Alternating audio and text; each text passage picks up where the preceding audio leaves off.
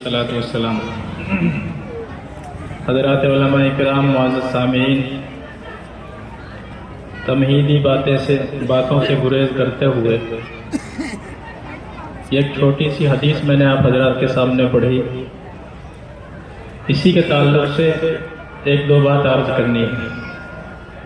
دارالعلوم کے سب سے پہلے طالب علم جن کو زمانے نے بعد میں شیخ الہند کے نام سے جانا، اور وہ شیخ الہند نہیں، شیخ العالم تھے، جب وہ مالٹا کی جیل سے واپس آئے تو علماء کے بڑے مجمع کے سامنے انہوں نے بہت کام کی باتیں کہی۔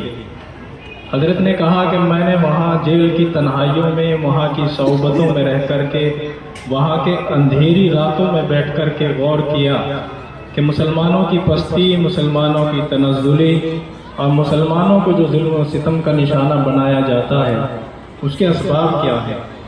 تو دو باتیں میرے سامنے آئیں۔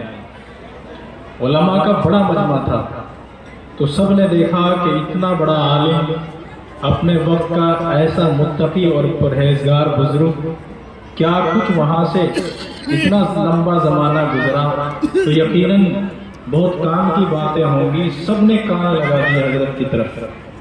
حضرت نے کہا کہ میں نے وہاں غور کیا، میرے سامنے دو سبب آئے ہیں، وہ میں آپ کے سامنے رکھتا ہوں کہ مسلمان کیوں پریشان ہیں، کیوں مسلمانوں کو ظلم و ستم کا نشانہ بنایا جاتا ہے۔ آج بھی یہی صورتحال ہے۔ حضرت نے کہا کہ اس کی ایک وجہ تو یہ ہے کہ مسلمان قرآن کریم سے دور ہے۔ قرآن کریم علم کے اعتبار سے بھی، عمل کے اعتبار سے بھی مسلمانوں کی زندگی سے نکل چکا ہے۔ اس کے بارے میں آپ خود جائزہ لیں، خود غور کریں کہ قرآن کریم سے ہمارا تعلق کس درجے کا ہے، کتنے ہم قرآن کریم پڑھے ہوئے ہیں اور کتنا پڑھے ہوئے بھی قرآن کریم پڑھتے ہیں۔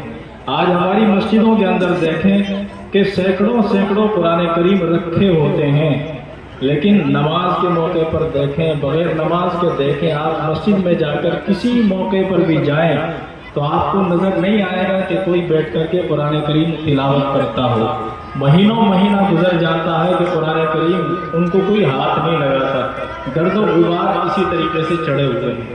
تو آج جو صورتحال ہے اور حالات ہمارے جو خلاف ہیں کہ مسلمانوں کو ٹارگیٹ کیا جا رہا ہے، مسلمان چاروں طرف سے نشانے پر ہیں، ہندوستان کے اندر بھی اور عالمی سطح پر بھی مسلمان ہی نشانے پر ہیں۔ تو جو حضرت نے اس موقع پر 100 سال پہلے جو بات کہی تھی، کیا آج وہ ہمارے لیے نہیں ہے؟ ہمارے سامنے یہ بات نہیں ہے؟ اگر آج ہم قرآن کریم سے جڑیں اور اپنا تعلق پیدا کریں تو یقیناً اللہ تبارک و تعالی ہماری حالت کو اور ہمارے احوال کو، ہماری کیفیات کو بدل سکتے ہیں۔ یہ جو دل ہیں جو ہمارے سروں کے اوپر ظالم بن کر کے مسلط ہیں، یہ اللہ کے قبضے میں ہے۔ اگر اللہ چاہے تو ان دلوں کو بدل سکتا ہے، ان کے اندر نرمی پیدا کر سکتا ہے، اور یہیں سے اللہ تبارک و تعالی بہتر فیصلے کرا سکتا ہے۔ ہم تو دعویٰ کرتے ہیں کہ قرآن کریم ہماری کتاب ہے، لیکن ہمارا تعلق قرآن کریم سے بالکل نہیں ہے۔ آج کا آپ کا یہ جلسہ قرآن کریم کی نسبت پر ہے، یا آپ کا مدرسہ بھی اس کی نسبت بھی قرآن کریم سے ہے، لیکن ہمیں بھی خود یہ سوچنا چاہیے کہ ہمارا تعلق قرآن کریم سے کس درجے کا ہے۔ ایک واقعہ مختصر سا 1 منٹ کا آپ کے سامنے سنا کر کے اپنی بات ختم کرتا ہوں۔ مانک مئو سہارنپور کے پاس ایک مدرسہ ہے، اس کے ذمہ دار حضرت مولانا انعام اللہ صاحب، انہوں نے ایک واقعہ اپنا بتایا مختصر سا کہ وہ پنجاب کے کسی علاقے سے اور اس علاقے میں کسی گاؤں میں گلی سے گزر رہے تھے۔ ایک بوڑھی عورت نے ان کو آواز لگائی اور کہا کہ ملا جی اندر آئیے، مجھے کچھ بات کرنی ہے۔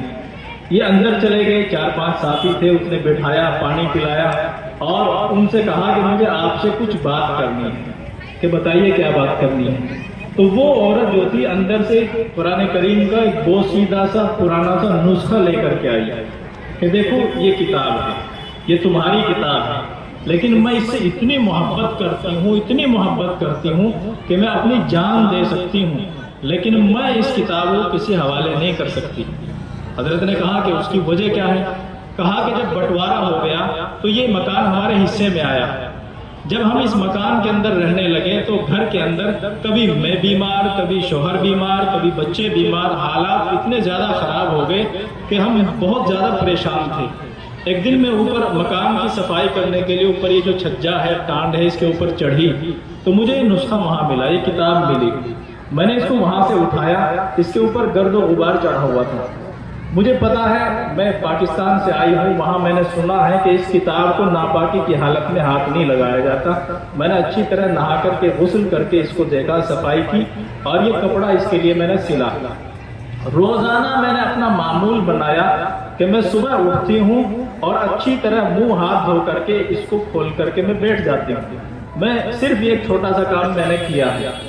اس کے بعد بھگوان نے ایسا، وہ اپنی زبان میں کہہ رہی تھی کہ بھگوان نے ایسا کیا کہ ہماری زندگی سے، ہمارے گھر سے ساری پریشانیاں، ساری بیماریاں، سب کچھ ختم ہو گیا۔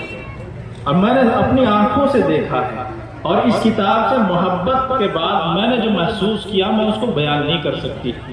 مولانا نے وہ کتاب لی، دیکھا قرآن کریم بوسیدہ حالت میں، پتہ نہیں کتنا پرانا کب کا رکھا ہوا تھا۔ کہا کہ اماں آپ ایک کام کریں، یہ کتاب ہمیں دے دیں، اس کے بدلے میں ہم آپ کو نئی کتاب لا کر کے دے دیں گے۔ حضرت نے یہ کہا کہ نہیں، اس لیے کہا کہ وہ کاغذ جگہ جگہ سے پھٹ گئے تھے، پرانی ہو گئے، کہ یہ ٹکڑے اس کے ٹوٹ کر کے گریں گے، بے ادبی ہوگی، اس کو نہیں پتا قرآن کریم کیا چیز ہے۔ اس نے کہا کہ مولانا میں اپنی جان دے سکتی ہوں لیکن اس کتاب کو میں آپ کے حوالے نہیں کروں گی۔ ایک غیر مسلم عورت جس کا قرآن کریم پر ایمان نہیں ہے، صرف محبت کے نتیجے میں اللہ تعالیٰ اگر اس کے حالات کو بدل سکتے ہیں تو قرآن کریم ہم پڑھیں، اس کو حفظ کریں اور اس کے اوپر عمل کریں۔ اللہ کے رسول صلی اللہ علیہ وسلم نے جو ہمیں حکم دیا ہے، تو اگر ہم یہ کریں گے، کیا ہمارے زندگی کے حالات نہیں بدلیں گے؟